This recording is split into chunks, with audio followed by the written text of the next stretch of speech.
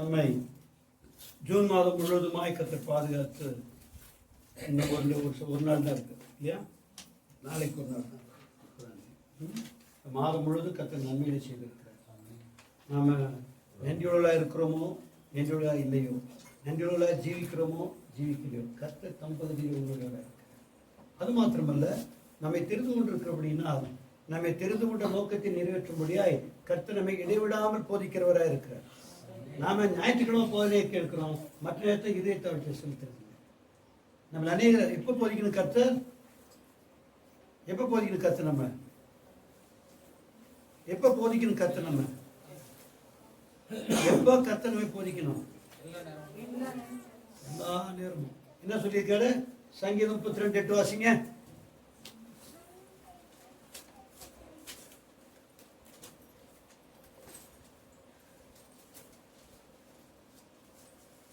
சங்கீதம் 32:8. I will instruct thee and teach thee in the way which thou shalt go. I will guide thee with mine eyes. நான் உனக்கு போதித்து நீ நடக்க வேண்டிய வழியை உனக்கு காட்டுவேன். உண்மையில் என் கண்ணை வைத்து உனக்கு ஆலோசனை சொல்லுவேன். நீ நடக்க வேண்டிய வழியை காட்டி நான் உனக்கு போதிப்பேன். நடக்க வேண்டிய வழியை உனக்கு நான் போதிப்பேன். உண்மையில் என் கண்ணை வைத்து உனக்கு ஆலோசனை சொல்லுவேன். இல்லையா? அப்புறம் பாருங்க, எப்போ கர்த்தர் நமக்கு வெளிச்ச நம்ப வழியை காண்பிக்கிறவராக இருக்கிறார். இல்லையா? ஆமா. அப்படியானா ஒவ்வொரு நாளும் ஜீவிப்பதற்கு யார் நோக்கி பார்க்க வேணும்? கர்த்தர் நோக்கி பார்க்க. நடத்துகிறார், நாம பார்க்க வேணும், அவரை நோக்கி பார்க்க வேணும். அப்போ நாம கர்த்தர் ஊழியக்காரர் மூலமா போதிக்கிறார் என்று சொல்றதெல்லாம் ஹம்பக். அது எப்படின்னு சொல்லிக்கிறோம் உங்களுக்கு. கர்த்தர் எப்படி பேசுவார்னா, நான் ஜெபிக்கும் போது அவரோடு பேசும்போது அவரோட பேசுவார். ஜெபிக்கிறேன்னு அர்த்தம் அவரோடு பேசுவார். அவரோடு பேசுவது தான் ஜெபிப்பது. அப்போ நாம் அவரோடு பேசினால் நம்மோடு பேசுவார். எத்தனை பேர் விசுவாசிக்கிறீங்க? ஹல்லேலூயா. நாம பேசினால் பேசுவார். நமக்கு அந்த விசுவாசம் இல்லை. உங்க பாஸ்டர்ஸ் அவங்களுக்கு பேசுவாங்க, நமக்கு இல்லை. எல்லாரோடும் பேசுவார். ஆனா நாம நம்முடைய தகுதியின் அடிப்படையில் இல்லை, கர்த்தர் தம்முடைய உண்மையின்படி பேசுகிறார். தம்முடைய உண்மையின்படி பேசுகிறார். தம்மை நோக்கி கூப்பிடுவது யாவருக்கும் அவர் சமீபமா இருக்கிறார். தம்மை நோக்கி கூப்பிடுற யாவருக்கும் அவர் சமீபமா இருக்கிறார். யாரெல்லாம் கூப்பிடுவாங்களா? மாம்சமான யாவரும் நோக்கி கூப்பிடுவார்களா? எப்படி? மாம்சமான ஆவிக்கிறா? மாம்சமானவனா? மாம்சமான கூப்பிட்டாருமே கர்த்தர் உடனே பதில் சொல்லுவாரா? இல்லையா? நம்ம கேட்கறதே இல்லை. நம்ம கேட்கறதே இல்லை. அப்போ முதலாவதாக நம்ம அதை நோக்கி பார்த்து பேசுவோம், பேசுவார். ரெண்டாவது, பைபிளை வாசித்தா அது வழியா பேசுவோம். பைபிளை கருத்தாய் வாசிக்கணும், இது கர்த்தருடைய வார்த்தை என்று வாசிக்கணும். அப்போ கர்த்தர் நல்ல நேர்த்தியாக பேசுவோம். அப்போ ரெண்டாவது படி எப்படி? முதலாவது நேரடியாக கர்த்தர் பேசிக்கிறது, அப்புறம் பைபிள் வழியா பேசிக்கிறது, மூணாவது தான் பாஸ்டர்கிட்ட கேட்கறது. ஏன் அப்படி கேட்கறதுன்னா, கர்த்தர் நான் பேசாது இருந்தாலும் கூட பேசி இருப்பார். நம்ம சில காரியங்களை செய்திருப்போம், நம்ம கர்த்தர்கிட்ட கேட்டிருக்க மாட்டோம். கர்த்தர் ஆலோசனை செய்து தப்புப்பான்னு சொல்லிப்பாரு. அதெல்லாம் பார்த்தா முடியாது.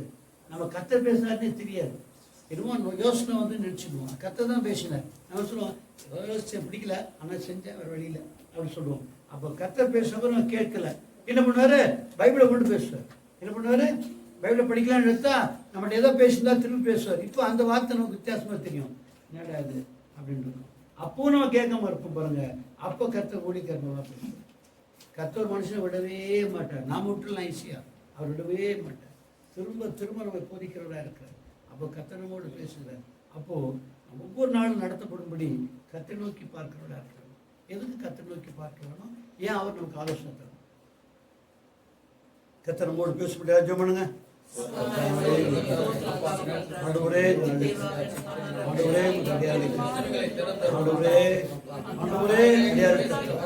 நம்முடைய ஆலோசனை பெற்றுக்கொள்ள, நம்முடைய ஆலோசனை நடந்தவர்களாய் காணப்பட, நம் நோக்கத்தை நிறைவேற்றவர்களாய் காணப்பட நாங்கள் எப்பொழுது ஜாக்கிரதையாக இருக்க அவர்கள் பேசும்.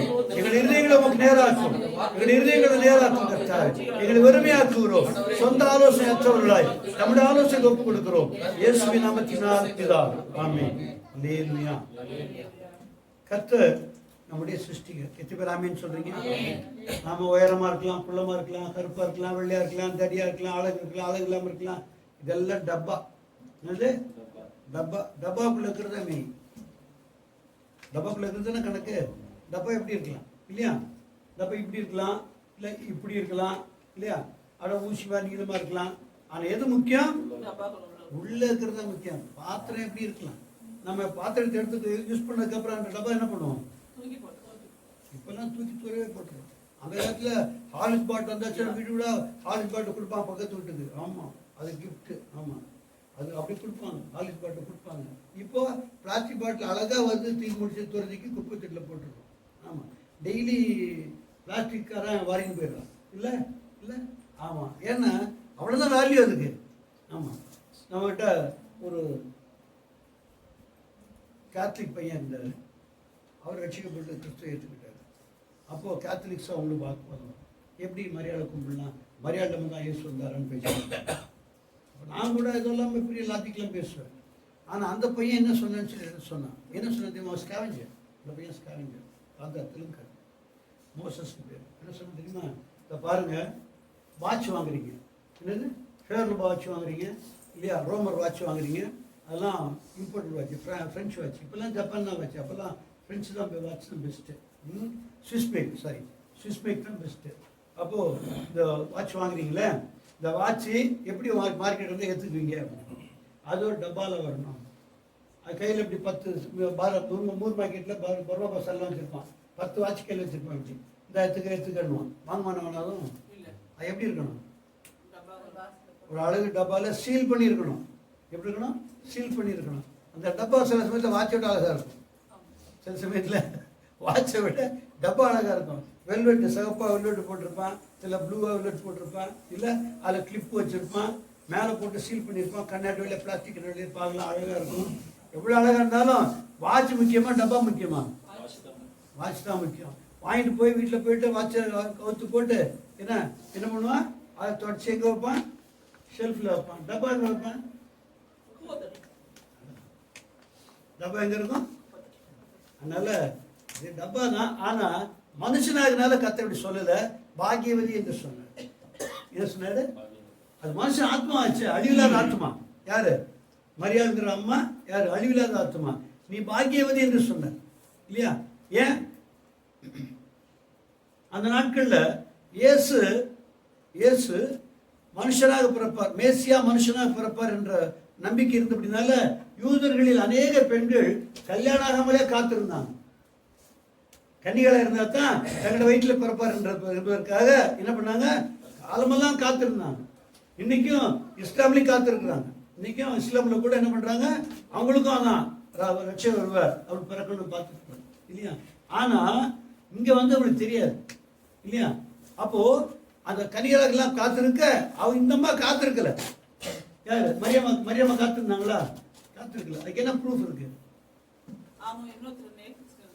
நேசிக்கிறாங்களா? உங்களுக்கு எத்தனை மாத்திக்கிறேன், நியமிக்கப்பட்டாங்கன்னு சொல்லி நீ சொல்றத பார்த்தா அவங்க லவ் பண்ணிட்டு நிச்சயிக்கப்பட்டிருந்தார். ஆமா, நிச்சயிக்கப்பட்டிருந்தாங்க.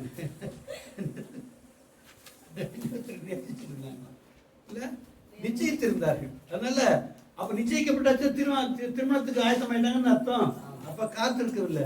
காத்திருக்காதிருந்த ஒரு இடத்துல காத்திருக்க தேடாத நம்மாலே அவர் அறியப்பட்டிருந்தார். நாம் தேடவில்லை, அவர் நம்ம அறிவில்லை. நாம் தேடாத இருக்கும்போது நம்ம வந்து தெரிந்து கொண்டார். இதெல்லாம் அப்படிதான் சொன்னேன். நான் மரணத்துக்கு ஒப்பு கொடுத்துட்டேன், நரகத்துக்கு போது ஆயத்தமாயிட்டேன். சரின்னா நரகத்தான போகணும், கோடி கோடியாக போவீங்க, நம்மளும் போவோம். நம்ம இன்னும் மாற முடியல, எவ்வளோ ட்ரை பண்ணியாச்சு, முடியல, நரகத்துக்கு போகலாம் விடு அப்படின்னா திருமணம் பண்ணக்கு அப்படின்னா கற்றுக்கிட்டேன். தேடவும் இல்லை, மனம் திரும்பவும் இல்லை இல்லையா? அப்புறம் சரிதான் விடு, நரகத்துக்கே போய்க்கலாம். நிறைய பேர் கோடி கோடியாக போவோம், நம்ம மட்டுமா போகிறோம், நிறைய பேர் போகிறாங்க, இப்போ விடு அப்படின்னு நினச்சிக்கிட்டேன். இப்போ எல்லாரும் வீட்லேயும் லைட்டில் என்ன பண்ணுவாங்க? வீட்டில் சவளை போய் என்ன பண்ணுவாங்க? வீட்டில் கரண்ட் போய் என்ன பண்ணுவாங்க? வேற என்ன பண்ணுவாங்க? மண் விளக்கு வைப்பாங்க. பக்கத்துல இருப்போம், என்ன பண்ணுவாங்க? பக்கத்துல பார்ப்பாங்க. எதுக்கு? அங்க போயிட்டான். எப்படி பக்கத்து வீட்டில் போயிடுச்சு, அப்ப சரி விட்டு இல்ல. அது மாதிரி நமக்கு கோடாளி கோடி பேர் பார்த்து நரகத்துக்கு போகிறான், நம்ம மட்டும் போகிறோம், அங்கெல்லாம் போகிறோம், இங்கே சேர்த்து போகலான்னு. ஆனால் கத்தை தேடி உண்டு. ஆமாம், கத்தை தான் தேடி உண்டு இல்லையா? அப்பாரு கத்திரிட்டு பேசினேன், ஸ்கூட்டரை போக பேசினேன். எப்படி காலைல 6:40 ஸ்கூட்டருக்கு போவேன், அந்நேரத்துக்கு கண்ணாபின்னா திட்டிட்டு போகிறேன். அப்போ கத்தர் மூலமாக பேசினேன். அப்போ தான் அதுக்கு உடனே செய்தி கொடுத்தேன். அதான் முக்கியம். கத்தர் பேசினார், செய்தி கொடுத்துட்டார். அப்படியானால் கத்தர் நம்மோடு பேசுகிறார், நம்மை அழைத்திருக்கிறார். தேடாது இருக்கும்போது, நாம் அவரை தேடாது இருக்கும்போது நம்மை தேடி வந்தார். நாம் அவரை தேடாது இருக்கும்போது நம்மை அவர் தேடி வந்தார். ஆனால் தேடி வந்து ஏற்றுக்கொண்ட பின்னால நாம் என்ன புரிந்து கொள்ள வேணும்? அவர் தேவன் என்றும் அவர் சிருஷ்டிகர் என்று அறிந்து கொள்வார். என்ன? அவரு நம்மை சிருஷ்டித்தவர். சிருஷ்டித்தவர் என்ன அர்த்தம்? என்னை உண்டாக்கினவர். அப்படியானால் நான் யாரு? அவருடைய சிருஷ்டி, அவருடைய கரத்தினால் உருவான ஒரு சிருஷ்டி. அப்படியானால் என்னை தாழ்த்தி கொள்ள வேண்டும். ஏசினா நம்ம கர்த்தருக்கு மேலெல்லாம் பேச முடியாது. ஏன்னா அவனை உண்டாக்கினவர். அப்போ அவர் உண்டாக்கினார் என்றால் அவருக்கு என்ன இருக்கு? நம்ம மேல ஆலோசனை இருக்குது இல்லையா? எத்தப்பா யாரா மறதிக்க முடியுமா?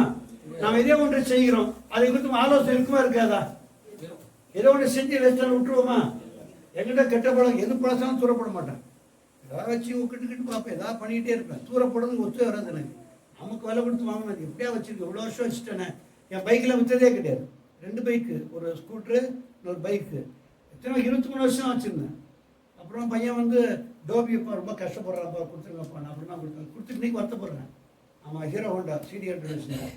அது கொடுத்துட்டு இப்போ கூட வருத்தப்படாச்சு. அந்த CD100 இல்லை அப்படின்னு நினச்சிக்கலாம். துக்கப்பம் இல்லை, ஒரு இழப்பு மாதிரி இருக்கும். அப்புறம் சேட்டை கமித்தான், ஒரு ஊழியக்காரர் வந்தார், என் மச்சான் வந்தான். மாமா அந்த ஸ்கூட்டரமா பண்ண போகிறீங்க ஏன்டா அப்படின்னு. இல்லை ஒரு ஊழியக்காரர் வந்துருக்காரு, ஸ்கூட்டர் கேட்குறாரு, கொடுத்துடலாமா, எவ்வளோ சொல்கிறீங்கன்னா. ஊழியக்காரரை சரி சும்மா வச்சுக்க சொல்ல. இல்லை எனக்கு வாங்கினது விற்கவே முடியாது, அப்படியே வச்சுக்கிட்டே இருப்பேன், சும்மா வச்சுக்கிட்டே இருப்பேன். ஏன்னா அது மேலே புரியும். அப்போ கர்த்தர் நம்ம விட்டு விடுவாரா? தேடி வருகிறார். கர்த்தர் நம்மை தேடி வருகிறார். ஏனென்றால் அவர் உண்டாக்கிறவர் நம்மை தேடி வருகிறார். நாம் அவர் தேடி வந்தது உண்மை என்றால் நாம் என்ன பண்ணோம்? அதை கனப்படுத்த வேண்டும். என்னை தேடி வந்தவர் யார்? மனுஷன் அல்ல, என்னை உண்டாக்கினவரே தேடி வந்திருக்கிறார். அப்படி என்றால் என்னை தாழ்த்தி என்னை தேடி வந்தீரே, உன்னு மூக்கு என்னை குறித்து என்ன ஆலோசனை என்று நான் கவனித்து கேட்கிறவனா இருக்க வேண்டும். எப்படி இருக்கணும்? கவனித்து கேட்கிறவனா இருக்க வேண்டும். அப்படி கேட்டால் மாத்திரமே நம்ம என்ன செய்ய முடியும்? சிருஷ்டித்தவரை கனப்படுத்துறோம் என்ற அர்த்தம். நம்ம உண்டாக்கின அவர் தான். எனக்கு நிறைய கெப்பாசிட்டிலாம் கொடுத்துருக்கார், ஞானம் கொடுத்துருக்கிறார். எனக்கு பார்த்தா கரெக்டாக தெரியும் இல்லையா? நான் இப்படிலாம் ஓட முடியும், இப்படிலாம் செய்ய முடியும், அப்படிலாம் செய்ய முடியும், எல்லாம் கரெக்டு, எல்லாம் தெரியும். அது யார்கிட்ட காமிக்கிறது? சிருஷ்டித்துடைய காமிக்கிறது இல்லை. அவர்கிட்ட எல்லாத்தையும் சரண்டர் பண்ணி இந்த கெப்பாசிட்டி எல்லாத்தையும் உம்மிடத்தை ஒப்படைக்கிறேன். ஏன்னா இது உம்மாலே கொடுக்கப்பட்டது. அப்படியானா கர்த்தர் நம்மை குறித்து வைத்திருக்க நோக்கம் என்ன? வாசிங்க பார்க்கலாம். ரோமர் 8ஆம் அதிகாரம் 29ஆம் வசனம். ரோமர் 8ஆம் அதிகாரம் 29ஆம் வசனம். For whom he did foreknow, he also did predestinate to be conformed to the image of his Son, that he might be the firstborn among many brethren. தம்முடைய குமாரன் அநேக சகோதரர்களிலே முதற் பேரானவராய் இருக்கும் பொழுது தேவன் எவர்களை முன்னறிந்தாரோ அவர்களை தமது குமாரனுடைய சாயலுக்கு ஒப்பாயிருப்பதற்கு முன்குறித்திருக்கிறார். தம்முடைய குமாரன் அநேக சகோதரர்களுக்குள்ளே முதற் பேரானவராய் இருக்கும் பொருட்டு தேவன் எவர்களை முன்னறிந்தாரோ அவர்களை தமது குமாரனுடைய சாயலுக்கு ஒப்பாயிருப்பதற்கு முன்குறித்திருக்கிறார். புரியுதா உங்களுக்கு? என்னையும் உங்களையும் குறித்து இதான் ஆலோசனை. நம்மளை பணக்காரனாக்கி ஊர் மேல வசதி வச்சிடலாங்க. நம்மை யாரு போல மாற்றணுமா? தம்முடைய குமாரனுக்கு ஒப்பான சாயலை உடையவர்களாக மாற்ற முடியும் இல்லையா? அடுத்த வாசிங்க. எபேசியர் 1ஆம் அதிகாரம் 4ஆம் வசனம். According as he hath chosen us in him before the foundation of the world, that we should be holy and without blame before him in love. தமக்கு முன்பாக நாம் அன்பிலே பரிசுத்தமுள்ளவர்களும் தமக்கு முன்பாக அன்பிலே பரிசுத்தமுள்ளவர்களாலும் குற்றமில்லாதவர்களுமாய் இருப்பதற்கு அவர் உலக தோற்றத்திற்கு முன்னே கிறிஸ்துவுக்குள் நம்மை தெரிந்து கொண்டபடியே. அவர் உலக தோற்றத்துக்கு முன்னே கிறிஸ்துவுக்குள் நம்மை தெரிந்து கொண்டபடியே. எதுக்கு தெரிந்து கொண்டார்? 5-6 வாசிங்க, இங்கிலீஷ் வாசிங்க. Having predestinated us unto the adoption of children by Jesus Christ to himself, according to the good pleasure of his will, to the praise of the glory of his grace, wherein he hath made us accepted in the beloved. Okay. பிரியமானவருக்குள் தாம் நமக்கு தந்தரின தம்முடைய கிருபையின் மகிமைக்கு புகழ்ச்சியாக தம்முடைய தயவுள்ள சித்தத்தின்படியே நம்மை இயேசு கிறிஸ்து மூலமாய் தமக்கு சுவிகார புத்திரராகும்படி முன்குறித்திருக்கிறார். எதுக்காக? நம்மை அவருடைய சுவிகார புத்திரராக இருக்கும்படி முன்குறித்திருக்கிறார். எப்படியா? அவருடைய புத்திரராக இருக்கும். சுவிகார புத்திரன் போட்டிருக்கு அப்படின்னா அர்த்தம் நாம் சுதந்திரித்துக் கொள்ளத்தக்க அங்க ஒரு காரியம் இருக்கு, தெய்வத்துல ஒரு காரியம் இருக்கு. எதை கொடுத்திருக்கிறாரா? சுவிகார புத்திரன். புத்திரனா மட்டும் இல்ல, சுவிகார புத்திரன். சுவிகார புத்திரன் அர்த்தம் சம்பந்தம் இல்லாம இருந்து அடாப்ட் பண்ணி கொண்டது. நமக்கு பிறந்தவங்க இல்ல, அந்நியரா இருந்தோம், நம்மை சுவீகாரப்படுத்தி இருக்கிறார். சுவீகார புத்திரக்கு என்ன உண்டு? பங்கு உண்டு. சுவீகாரம் பண்ணியாச்சுனாக்கா என்ன உண்டு? புத்திரருக்குள்ளே பங்கு சம பங்கு உண்டு இல்லையா? அப்போ சுவீகார புத்திரராக இருக்கும்படி நம்மை தெரிந்து கொண்டிருக்கிறார் இல்லையா? நம்மை தெரிந்து கொண்டு சுவீகார புத்திரராக இருக்கும்படி என்னத்தை கொடுப்பார்? தமிழகத்தில் உள்ளதிலே பெரியது என்ன சொல்ல பார்க்கலாம். எதை கொடுப்பாராம்? வாசிங்க. ஆதியாகமம் 15ஆம் அதிகாரம்.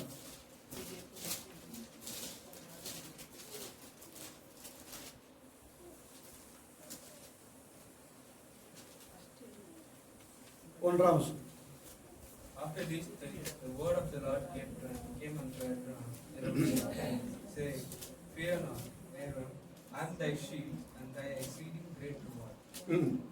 இந்த காரியங்கள் நடந்த பின்பு கர்த்தருடைய வார்த்தை ஆபிரகாமுக்கு தரிசனத்திலே உண்டாகி, அவர், ஆபிரகாமே, நீ பயப்படாதே, நான் உனக்கு கேடகமும் உனக்கு மகாபெரிய பலனுமாய் இருக்கிறேன் என்றார். நான் உனக்கு கேடகமும் உனக்கு மகாபெரிய பலனுமாய் இருக்கிறேன்.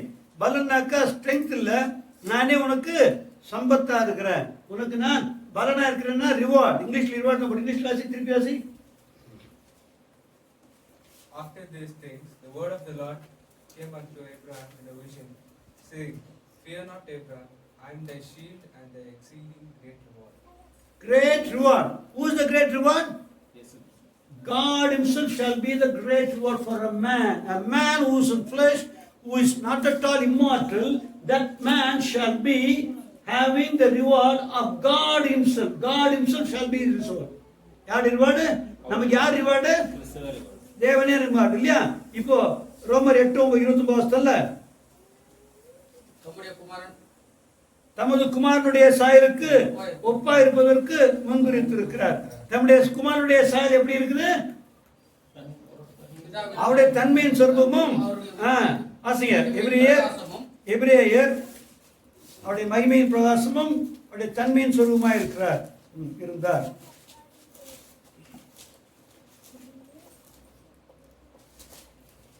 இவர் அவருடைய மகிமையின் பிரகாசமும் அவருடைய தன்மையும் சொரூபமாய் இருந்து சர்வத்தையும் தம்முடைய வல்லமையுள்ள வசனத்தினாலே தாங்குகிறவராய் தம்மாலே தாமே நம்முடைய பாவங்களை நீக்கும் சுத்திகரிப்பை உண்டு பண்ணி உன்னதத்தில் உள்ள மகத்துவமானவருடைய வலது பாரிசத்திலே உட்கார்ந்தார். நாம் மனோசிக்கணும். இவர் இயேசு கிறிஸ்துவாகிய இவர் இல்லையா? இவர் அவருடைய பிதாவாகிய தேவனுடைய மகிமையின் பிரகாசமும் அவருடைய தன்மையின் சொரூபமாய் இருந்தார். இயேசு பற்றி சொல்லப்படுகிற சாட்சி இதுதான். எப்படி இருந்தாரா? இயேசு கிறிஸ்துவாகிய பிதாவாகிய தேவனுடைய மகிமையின் பிரகாசமாய் இருந்தார். அப்படி போலவே அவருடைய தன்மையை வெளிப்படுத்தத்தக்க சொரூபமாய் இருந்தார். அப்போ ஸ்வரூபம் என்பது சுயரூபம் அர்த்தம். ஸ்வரூபம் இது பேர் ஆக்சுவலா ஸ்வரூப் இல்லையா? பேர் வச்சிருப்பீங்க, ஸ்வரூப் கிருஷ்ணன் போடுவாங்க இல்லையா? இல்லையா? அப்படித்தானே தமிழ்ல பொம்பளை பிள்ளைங்க பெரும்பாலும் சொருபராணி போட்டுருவாங்க இல்லையா? ஆனா என்ன பண்ணணும்? ஸ்வரூபராணின்னு தான் போடணும். ஸ்வரன் அர்த்தம் சுயம்னு அர்த்தம் இல்லையா? ஸ்வரூபம் சுயரூபத்தில் அழகா இருக்கிறவங்க. அப்போ இங்க அவருடைய தன்மையின் சொரூபமா இருந்தார். பிதாவுடைய தன்மையின் சொரூபமாக இயேசு வெளிப்பட்டார். ஆனால் ரோமர் 8 வாசகம் அவர் தம்முடைய ஒரே பேரான குமாரனுடைய சாயலுக்கு ஒப்பாயிருப்பதற்கு நம்மை முன்குறித்திருக்கிறார். அப்ப நமக்கு எது ரிவார்டு? நமக்கு இதுதான் ரிவார்டு. எது? பிதாவுடைய தன்மையின் சொரூபமா விளங்கிய இயேசு கிறிஸ்துவை போல மாற்றப்படுவதற்கு தான் நம்மை அழைத்திருக்கிறார். இயேசு கிறிஸ்துவை போல மாற்றப்படுவதற்கு தான் நம்மை அவர் அழைத்திருக்கிறார். அப்ப நம்ம வாழ்க்கையில பெரிய லாபம் தெரியுமா? அவருடைய தன்மை நமக்கு வெளிப்பட வேண்டும். யாருடைய தன்மை? இயேசுடைய தன்மை வெளிப்படவில்லை என்றால் நீ இயேசுவையும் அறியவில்லை, பிதாவையும் அறியவில்லை. வாசிங்க யோவான் 17ஆம் அதிகாரம். யோவான் 17ஆம் அதிகாரம்.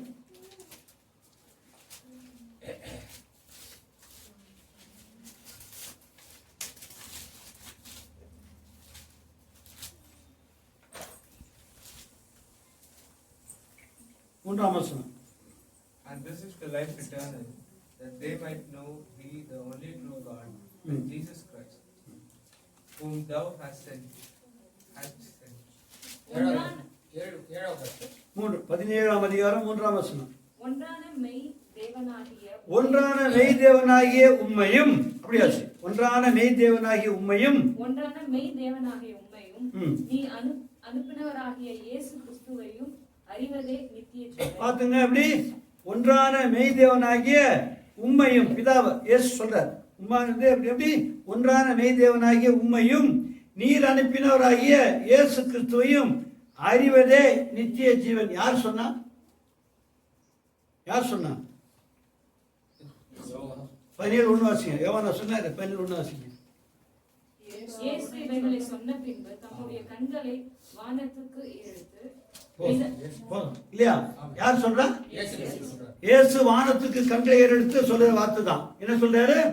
இயேசு கிறிஸ்துவுக்கு எப்படி இருக்கணும்? அவரை அறிவதுதான். இத ஒன்றான மெய்தேவனாகிய உம்மையும் அவருடைய ஒரே பேரான குமாரனாகிய கிறிஸ்துவையும் அறிவதே நித்திய ஜீவன். அப்படியானால் நமக்கு வெளிப்படுத்தப்பட்டிருக்கிறது பிதாவா கிறிஸ்துவா? கிறிஸ்து. ஆனால் இயேசு கிறிஸ்து அறிந்திருக்கிறவன் பிதாவையும் அறிந்திருக்கிறான். அப்படித்தானே? இயேசு கிறிஸ்து அறிந்திருக்கிறவன் பிதாவையும் அறிந்திருக்கிறான். அப்ப இயேசு கிறிஸ்து அறிவதற்கு நம்ம என்ன பண்ணணும்? எப்படி அறிவதற்கு? நம்ம இயேசு நாட்களில் குடியிருக்கவில்லை இல்லையா? எப்படி இயேசு அறிந்து கொள்வது? அவருடைய உபதேசங்களை அறிந்து கொண்டால், அவர் வார்த்தையை கேட்டால் அவருடைய சுபாவம் வெளியே வரும். ஒரு மனுஷன்கிட்ட பேசினா எப்படியாப்பட்ட ஆளுன்னு தெரியும் இல்லையா? என்கிட்ட ஒரு கேஸ் வந்து, கேஸில் என்னை கூப்பிட்டாங்க. ஒரு கேள்வி கேட்டேன். சம்மந்தமில்லாத ஆஃபீஸர் அவன்.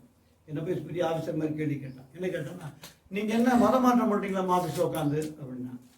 இல்லை என்ன சொல்ல வந்து சொல்லுங்கள், என்ன விஷயம் சொல்லுங்க.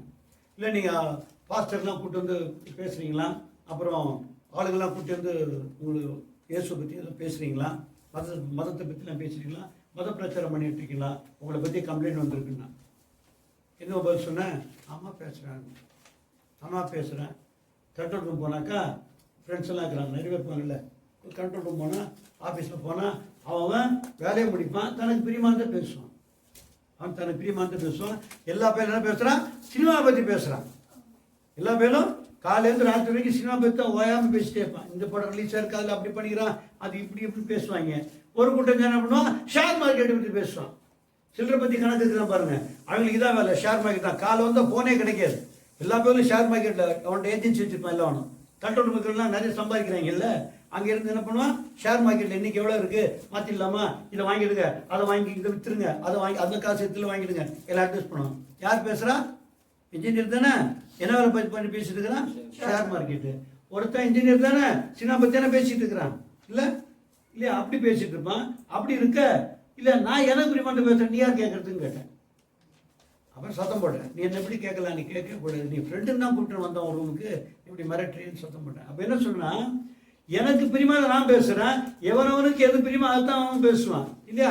அவன் அதை தான் பேசிட்டு இருக்கிறான், நான் அப்படித்தான் பேசுவேன் யான்னு. அப்போது நாம் அதிகமாக யாரை நேசிக்கிறோமோ அவங்கள்ட்ட பேசத்தான் விரும்புவோம். அவங்கள பேசும்போது அவன் என்ன பிரியம் இருக்குன்னு நமக்கு தெரிஞ்சிடும். அவனுடைய மனது எப்படி இருக்குன்னு நமக்கு தெரியும். அவன் மனதில் என்ன, அவனுடைய ஸ்பாவம் என்ன என்பது தெரியும். அப்போ இயேசுடைய வார்த்தை அதிகமாக கேட்க கேட்க அவனுடைய ஸ்பாவம் என்னதுன்னு நமக்கு தெரிய முடியும். அவனுடைய ஸ்பாவம் என்னதுன்னு அறிய முடியும். அப்போது நான் அடிக்கடி சொல்லுவேன், டெய்லி எந்த புத்தகத்தை படித்தாலும், பைபிளை படித்தாலும் படிக்காட்டி போனாலும் பரவாயில்ல, சுவிசேஷத்தில் 4 சுவிசேஷத்தில் ஏதாவது 2 அதிகாரம் வாசிக்கணும். எது? மத்தேயு, மார்க்கு, லூக்கா, யோவான் 4 கட்டாயம் வாசிக்கணும். ஏன்னா அதில் தான் யாருடைய வார்த்தை இருக்கு? கிறிஸ்துடைய வார்த்தை இருக்கு.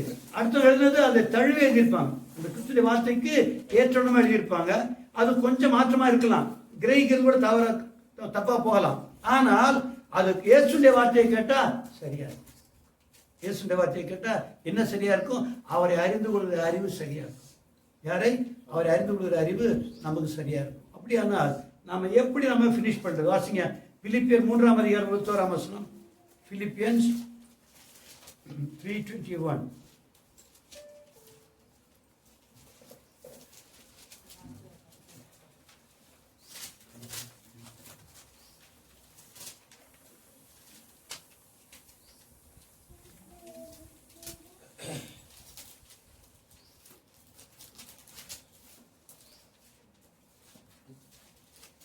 Who shall change our vile body, that it may be fashioned like unto his glorious body, according to the working whereby he is able even to subdue all things unto himself.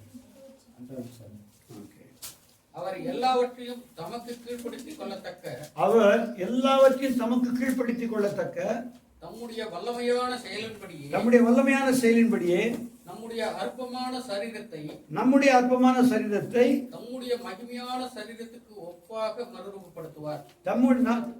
தம்முடைய மகிமையான சரீரத்துக்கு ஒப்பாக நம்மை மறுரூபப்படுத்துவார். இல்லையா? எப்படி? அவருடைய வல்லமைக்கு ஒப்பு கொடுக்கிற போது என்ன பண்ணுவாரா? நம்மை என்ன பண்ணுவாரா?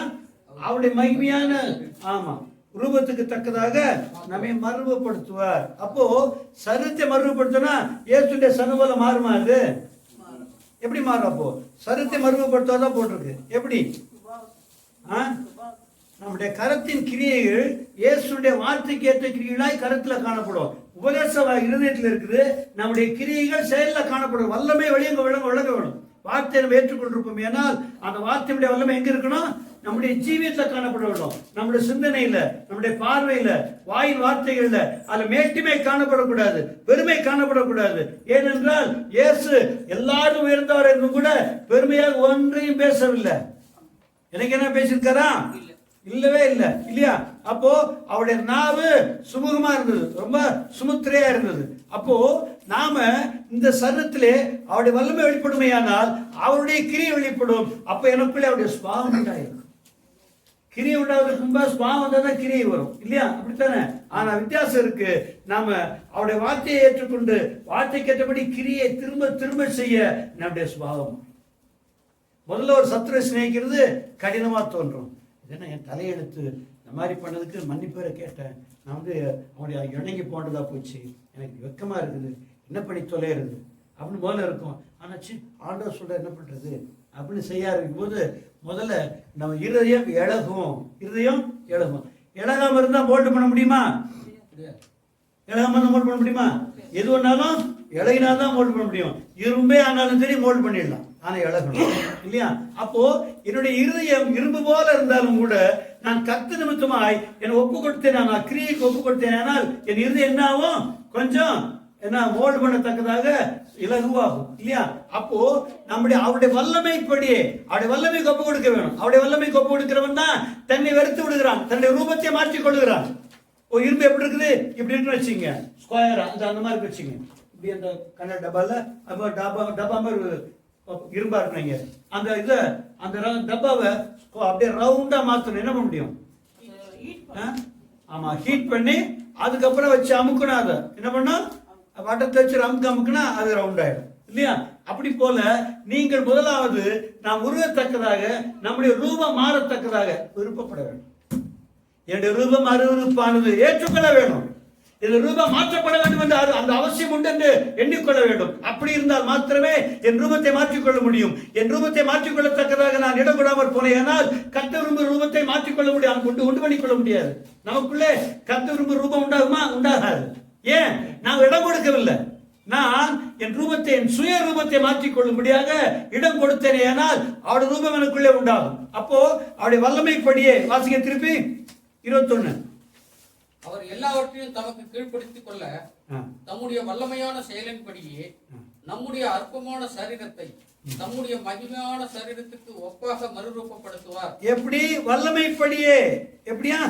எல்லாவற்றையும் தமக்கு கீழ்ப்படுத்திக் கொள்ளத்தக்க தம்முடைய வல்லமையான செயலின்படியே நம்முடைய அற்பமான சரீரத்தை தம்முடைய மகிமையான சரீரத்துக்கு ஒப்பாக மறுரூபப்படுத்துவார். அப்போ நாம ஜீவியத்துல மறுரூபமாக வேண்டும். எப்படி மறுரூபம்? மறுரூபம் எங்க உண்டாகணும்? இதயத்து உண்டாகணும். அப்போ அது உண்டாக நம்மளால முடியுமா? முடியாது. நம்ம என்ன செய்யணும்? இடம் கொடுக்கணும். அவருடைய வல்லமை நம்ம உடைக்க, நம்ம நொறுக்க, இல்லையா? நம்ம மோல்டு பண்ண இடம் கொடுக்கணும். ஒரு பாட்டு இருக்கும் இல்லையா? Make me, break me, break me, make me, mould மீன்னு சொல்லிடும் இல்லையா? அது பார்த்தோம்னா என்னை உடைத்து நொறுக்கி என்னை உருவாக்கும். அப்போ நான் உடைக்கப்படாவிட்டால், நான் என்கிற நான் உடைக்கப்படாமல் போனால் அவராலே உருவாக்கப்பட முடியாது. அப்படியானால் இயேசுடைய வார்த்தைக்கு ஏற்றமாக என்னை ஒப்பு கொடுக்கிற பொழுது சற்று வேதனை இருக்கலாம். ஆனால் அந்த வேதனைக்கு எதுவானது இல்லை, அழிவுக்கு ஏதுவானது இல்லை, நம்மை உருவாக்குவதற்கு எதுவானதா இருக்கும். எத்தனை பேருக்கு அவரை போல மாறணும் ஆசை இருக்கு? நீ ஆசைப்படலையோ அவருடைய வருகையில போகணும்னா அவரை போல மாறித்தான், இல்லைன்னா போக வேண்டாம். ரெண்டு ஒண்ணு தெரிந்து கொள்ள வேண்டாம். நீ உபத்திரப்படுவதற்கும் நீ மாற்றப்படுவதற்கும் மறுமாக்கப்படுவதற்கும் உடைக்கப்பட ஒப்புக்கொள்ளாமல் போனால் அவரை போல மாற்றப்பட முடியாது. அவரை போல மாற்றப்படாது இருந்தால் அவர் வருகிற வேளையிலே அவரை சந்திக்க முடியாது. அப்போ நம்மை குறித்து கர்த்தர் ஆலோசனை என்ன? நான் அவர்களை சந்திக்க வேண்டும், அதற்காக என் வார்த்தையை அவர்களுக்கு கொடுத்து அவளை உருவாக்குகிறேன் என்பதா சொல்கிறார். அந்த வார்த்தையானது எனக்குள்ளே பிரவேசிக்கும் பொழுது என்னுடைய சுயரூபத்தை அழிக்கிறதா இருக்கிறது. என் சுயரூபத்தை, சுயஸ்பாவங்களை அழித்து என்னை மறுமாக தம்முடைய சாயலுக்கொப்பாக மாற்றுகிறது. யாருடைய சாயலுக்கொப்பாக? கிறிஸ்துடைய சாயலுக்கொப்பாக. அது மாறியே ஆகணும். ஏனென்றால் அவருடைய சாயல்படி மாறாதபடி அவரை சந்திக்க முடியாது இல்லையா? அதான் வாசிக்கிறேன். 1 யோவான் 3:23 வாசிங்க. 3:2.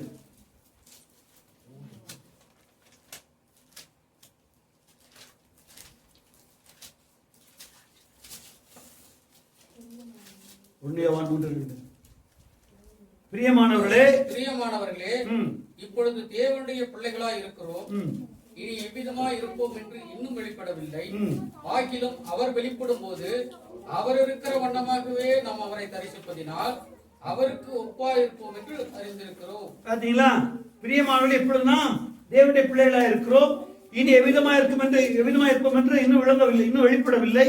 ஆகிலும் அவர் வெளிப்படும் பொழுது அவர் இருக்கிற வண்ணமாகவே நாம் அவரை தரிசிப்போம் என்று எதிர்பார்த்திருக்கிறோம். அப்போ நாம எப்ப தரிசிக்கிறது என்ன வழி? அவரை போல இருக்கிறோம் இல்லையா? அப்ப அவரை போல இருப்பதற்கு என்ன பண்ணணும்? நான் உடைக்கப்பட வேண்டும். என்னுடைய சுயரூபம் அழிக்கப்பட வேண்டும். என் சுய விருப்பம் அழிக்கப்பட வேண்டும். என் தேவனுடைய சித்தத்துக்கு ஒப்பு கொடுக்க வேண்டும். அவருடைய சுபாவத்துக்கு ஒப்பு கொடுக்கணும். இது முடியாது. அதெல்லாம் கஷ்டம். பேசலாம் முடியாது. ஆமா, பரலோகத்துக்கு போறதும் கஷ்டம், முடியாது. அப்படித்தானே? பரலோகத்துக்கு போறது கஷ்டமா இல்லையா? இல்ல மனுஷன் தேவனை போல மாறது கஷ்டமா இல்லையா? அப்போ தேவனை போலி மாறணும், பரலோகத்துக்கு போக வேண்டாம் சொல்லிடலாமா? வேற எங்கேயோ போகணும்ல. இந்த மனுஷனுடைய ஆத்மா அழிவில்லாது. மனுஷனுடைய ஆத்மா ஏன் அழிவில்லாதது? தேவன் அழிவில்லாதவர். தம்முடைய சாயலாக உண்டாக்கி இருக்கிறார்.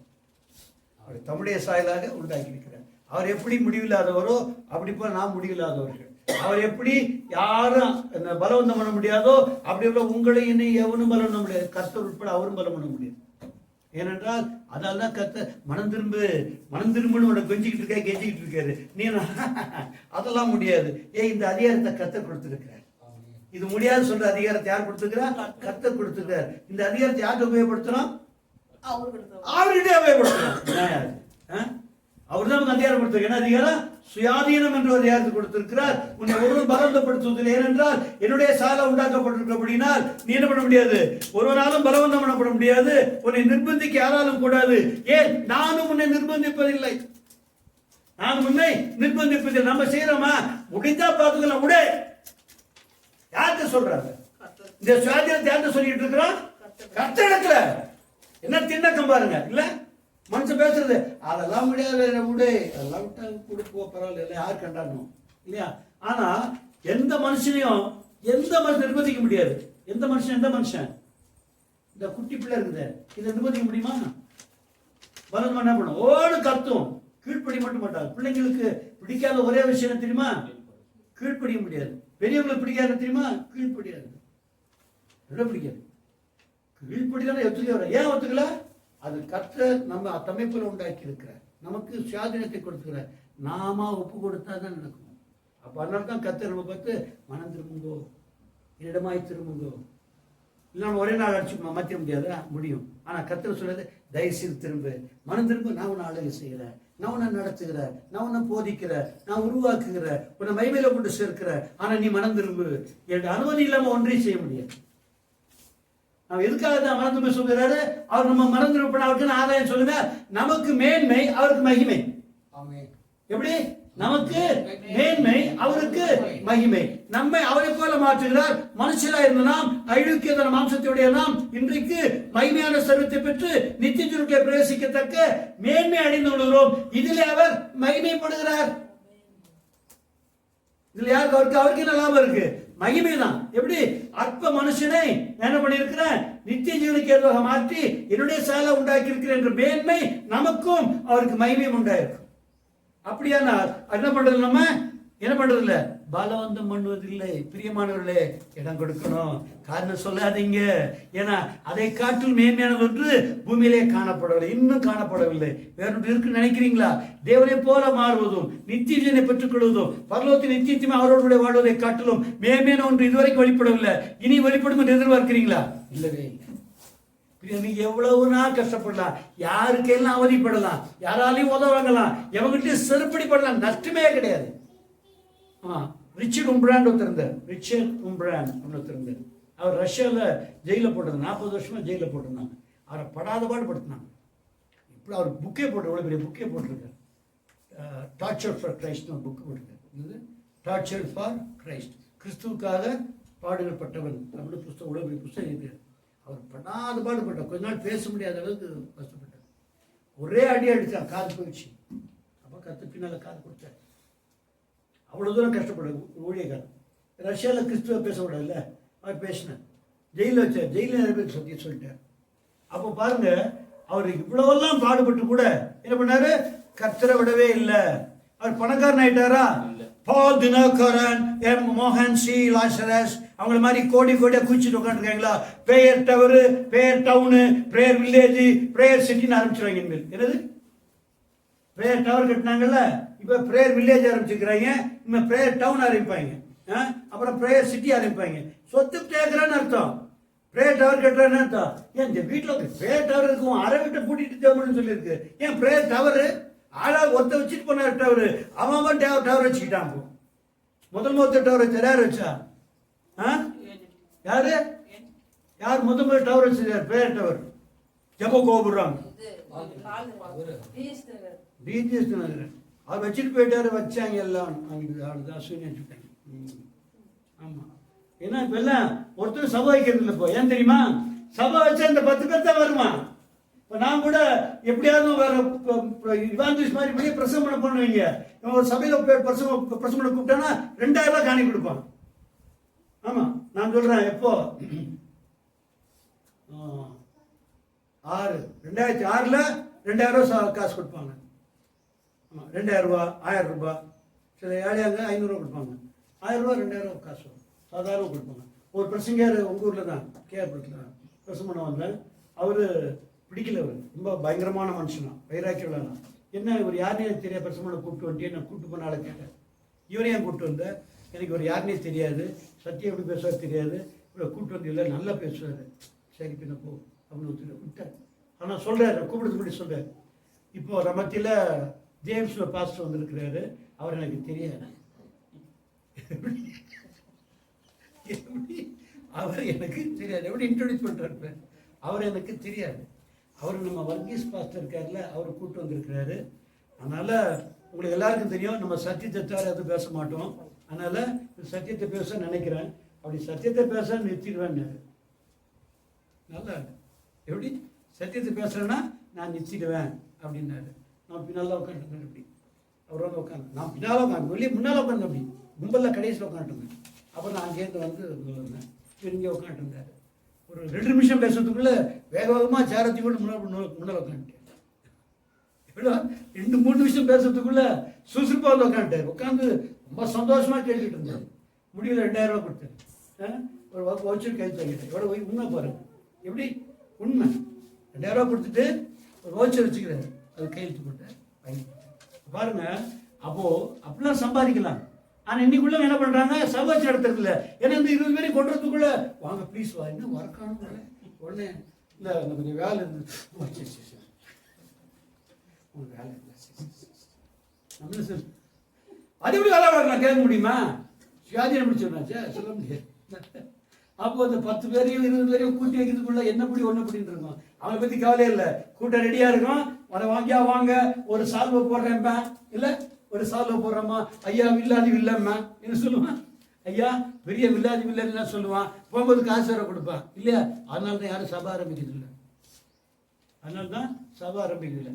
எல்லாம் ஜெப உதவிக்கு அணுகுங்கள் போடுறான். ஆண்டு எல்லாரையும் ஜெபம் பண்ண சொன்னார், இடைவிடாமல் ஜெபம் பண்ணுங்கன்னாரு. இவன் சொன்னா நீ ஜெபம் பண்ண சொல்லு, நான் ஜெபம் பண்ணிக்கிறேன். கீழே காணிக்கான் பற்றி தான் போடணும் இல்லை. பாருங்க, இந்த நாட்டில் எல்லா ஊழியர்கள் எப்படி இருக்குது, மனுஷனை பிரியப்படுத்தவும் ஜனங்களை இழந்து போகவும் இருக்கிறாங்க. அந்த ஜனங்களை கூட்டு சேர்க்கணும், வரலாற்றை சேர்க்கணும். அதுக்கு என்ன பண்ணணும், வசனத்தை போதிக்கணும் இல்லையா? அப்போ வசனத்தை போதித்தாலுடைய என்ன செய்ய முடியாது, ஜனங்களை எங்க எப்படி என்னாக்க முடியாது, இயேசு போல மாற்ற முடியாது. ஏனென்றால் வசனத்துக்கு ஒப்பு கொடுத்தால் ஜீவிக்க நம்மளே கூடாது. முடியுமா? கஷ்டம். அப்போ அவர் ஒப்பு கொடுக்க வைக்கணும், வசனத்துக்கு ஒப்பு கொடுக்க வைக்கணும். ஒப்பு கொடுக்க வசனத்துக்கு நீ ஒப்பு கொடுக்க, மனப்பூர்வம் ஒப்பு கொடுத்தா கர்த்தர் தம்முடைய வல்லமையின்படியே, எப்படியா நம்முடைய வல்லமையின்படியே, தம்முடைய வல்லமையில் உள்ள செயலின்படியே நம்ம என்ன பண்ணுவாரா, அற்பமான சரீரத்தை, ஆத்மான சரீரத்தை மகிமையான சரீரமாக இல்லையா மறுபடுத்துவார். அப்போ இந்த வேலைக்கு நான் வசனத்தை அதிகமாக கேட்கணும். அதை கேட்கறது முக்கியம் இல்லை, மனதில் வைத்து ஜீவிக்க வேண்டும். ஜீவிக்க முடியலையா, கவலைப்படாத, ஒப்புவித்து ஆண்டவரே இப்படி இருக்க விரும்புகிறேன், இப்படி ஜீவிக்க விரும்புகிறேன், எனக்கு முடியல, உங்களுக்கு தெரியும், நீங்கள் எப்படியோ ஒன்று பண்ணுங்க, எனக்கு ஆனால் விருப்பம் இருக்கு என்று சொல்லி ஆயத்தமாக இருந்தால் கர்த்தர் அனுகூலமான வழி வைத்திருப்பார். அவ பாருங்க, நம்ம அவரை போல மாற்றப்படுவது எல்லாமே வேறொரு வேலை நமக்கு இல்லை. அதுக்காகத்தான் அழைத்திருக்கிறார். எதுக்கு அழைத்திருக்கிறார், அது ஒன்றுக்காகத்தான் அழைத்திருக்கிறார். வாசிங்க 2 பேதுரு 1 அதிகாரம் 4 வசனம்.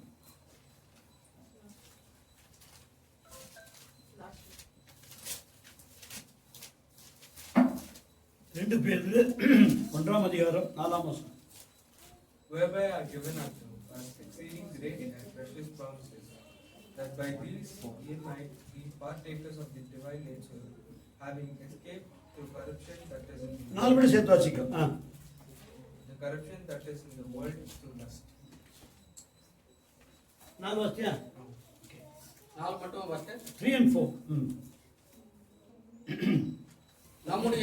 தம்முடைய மகிமையினாலும் காருண்யத்தினாலும் நம்மை அழைத்தவரை அறிகிற அறிவினாலே ஜீவனுக்கும் தேவபக்திக்கும் வேண்டிய யாவற்றையும் அவருடைய திவ்ய வல்லமையானது நமக்கு தந்து அருளினதுமன்றி இச்சையினால் உலகத்தில் உண்டான கேட்டுக்கு தப்பி திவ்ய சுபாவத்துக்கு பங்கு உள்ளவர்களாகும் பொருட்டு மகா மேன்மையும் அருமையுமான வாக்கு தத்தங்களும் அவைகளினாலே நமக்கு அருளப்பட்டிருக்கிறது.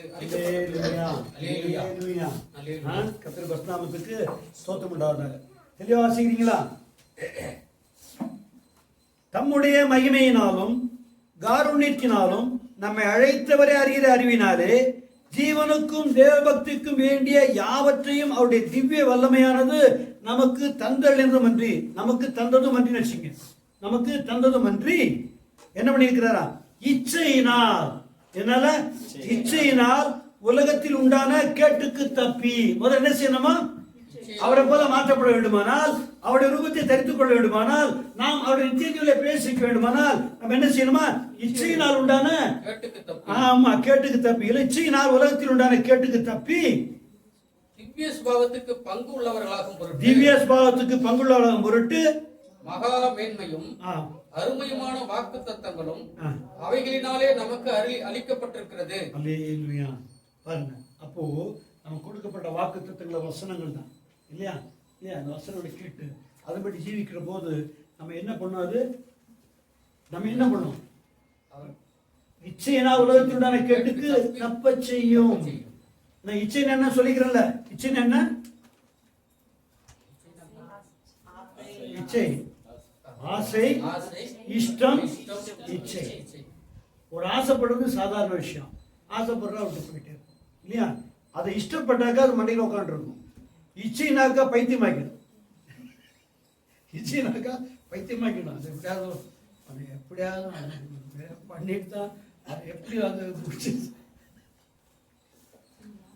அப்ப ஆசைங்கிறது நல்லா இருக்குல்ல, சூப்பரா இருக்குல்ல, அதோட ஓடி போயிடும். இஷ்டப்பட்டா நல்லா இருக்குல்ல, கிடைக்கான்னு பார்க்கணும். இஷ்டம் இருந்தா மண்டையில் உட்காந்துருக்கும், இஷ்டம் இருந்தா அந்த ஆசை இச்சையாகும், இச்சையானது ஆசை இஷ்டமாகும், இஷ்டம் இச்சையாகும். இச்சையானாக்க நம்ம கெடுக்காம இருக்க. அது கேட்டுக்குள்ள கொண்டு போகிறக்குள்ள குடும்பங்கள்ல, சமுதாயத்துல, ஆபீஸ்ல, எல்லா இடத்துலயும் உண்டாகிற கேட்டுக்கு காரணம் என்னன்னா இச்சை. இச்சை தான். இச்சைன்னா அது எப்படியாவது அடைந்தாகணும் அப்படின்னு சொல்லிட்டு பண்ணான்னா அது போற வழியை குறித்து சிந்திக்க மாட்டான். ஒரு காரியத்தை அடைய வேண்டும் என்று இச்சிக்க ஆரம்பித்தான் என்றால் அதை அடையும்படிக்கு என்ன பண்ணுவான்? எதையும் செய்ய ஆயத்தமா இருப்பான். எதுவும் செய்யலாம். கடவுளே தள்ளி விட்டுலாம், ஆண்டவளே தள்ளி வச்சிடலாம். அதாவது கடவுள்லாம் யார் பார்த்துருக்கியா நீ அப்படிமா? இதுவரைக்கும் நேற்று விசுவாசி இருந்திருப்பான். இந்த இச்சையை என்ன பண்ணுவோம்? நீ பார்த்துருக்கியா? உன்ட்ட சொன்னார கருத்து.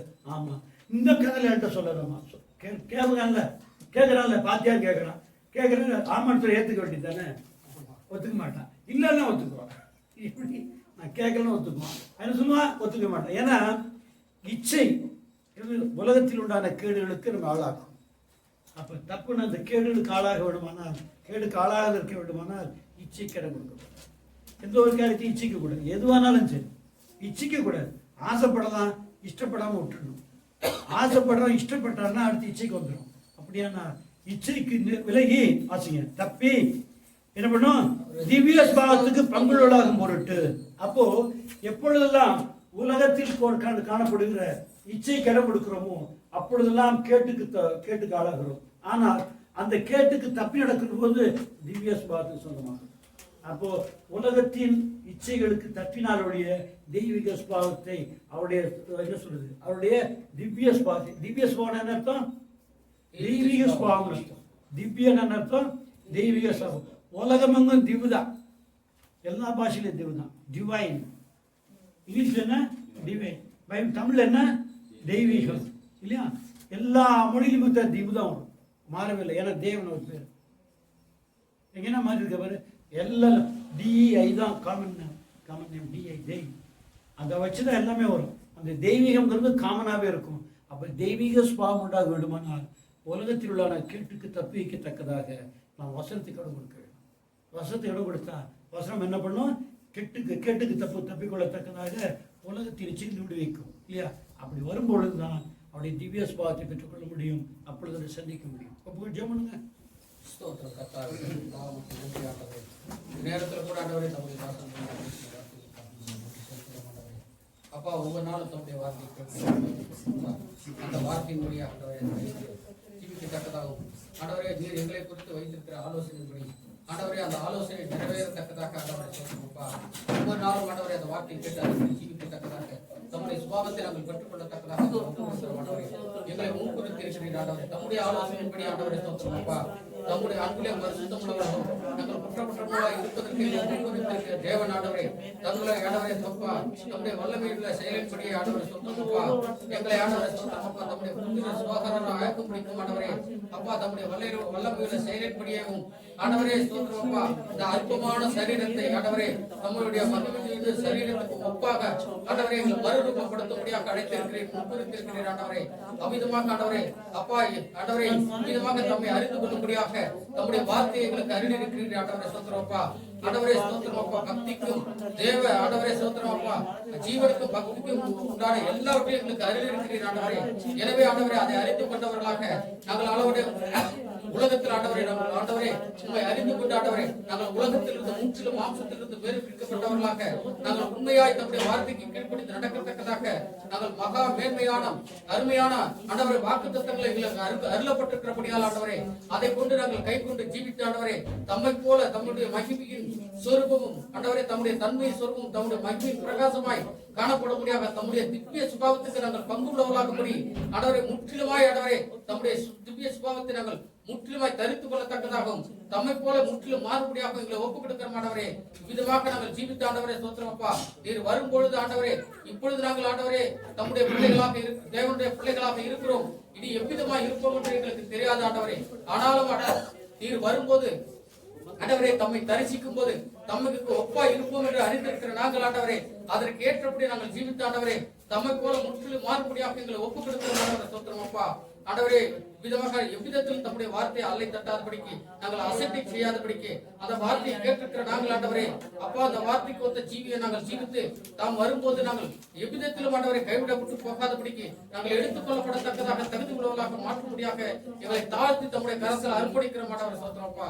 அதற்காக நமக்கு நன்றி செலுத்துகிறோம். இயேசு கிறிஸ்து நாமத்தை குறித்து ஜெபிக்கிறோம் நல்ல பிதாவே. ஆமென். கர்த்தர் நம்மோடு பேசின வார்த்தைகளுக்காய் நன்றியோடைய கர்த்தரை ஸ்தோத்திரிப்போம்.